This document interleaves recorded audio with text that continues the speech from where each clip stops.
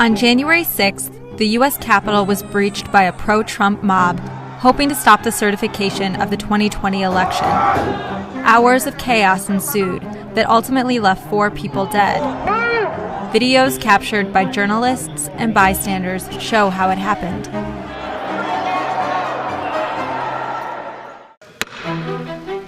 Around 1 p.m., Congress is in session at the U.S. Capitol, and lawmakers have begun the process of certifying President-elect Joe Biden's Electoral College win. For President and Vice President of the United States. About 2 miles away, President Donald Trump is on stage holding a rally outside the White House after days of encouraging his followers to be in Washington on January 6th. But we're going to try and give our Republicans the kind of pride and boldness that they need to take back our country. Footage shows Trump supporters gathering outside the Capitol building to protest the election results. At 1:30 p.m., the Cannon House building and the James Madison Memorial Building were evacuated after reports of a suspicious package. Meanwhile, video shows rioters breaking down barriers outside the U.S. Capitol. Hold them this way! Hold forward! On the Senate floor, footage shows Senator James Lankford giving a speech when the senators are told the mob is inside the Capitol. Boss, protesters are in the building. Thank you. At 2:30 p.m., Vice President Mike Pence is evacuated from the Senate. There's an armed standoff outside the House floor, and members of Congress hide under their seats. Around the same time, Capitol Police ask for additional law enforcement assistance. As video shows rioters smashing the windows of the Capitol and pushing past police to enter the building. They roam Statuary Hall. I've never been in this house! How about you?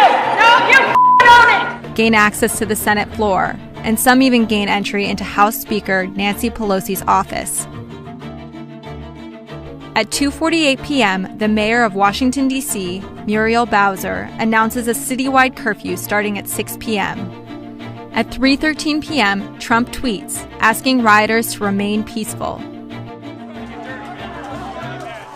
Less than 10 minutes later, a woman is reported to be in critical condition after being shot in the chest on Capitol grounds. She later dies of her wounds. The officer involved in this incident is on leave pending an investigation, and CNN has reached out for comment. The circumstances surrounding the video we showed are still unclear. Several hours after rioters breached the Capitol, President Trump's press secretary, Kayleigh McEnany, tweets that Trump has dispatched the National Guard to D.C. As police clear the Capitol building, President-elect Joe Biden speaks from Delaware. This is not dissent. It's disorder. It's chaos. It borders on sedition. And it must end now. Minutes after Biden's speech, Trump tweets a video telling the rioters to go home. But you have to go home now. We have to have peace.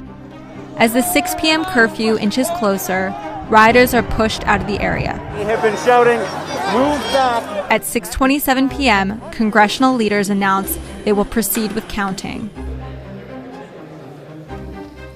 Mr. Cruz. Aye. Mr. Daines. Just before 4 a.m. on January 7th, almost 15 hours after proceedings first began, Congress certifies the election. Joseph R. Biden, Jr. of the state of Delaware has received 306 votes.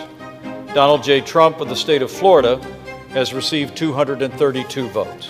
Paving the way for Biden's inauguration on January 20th.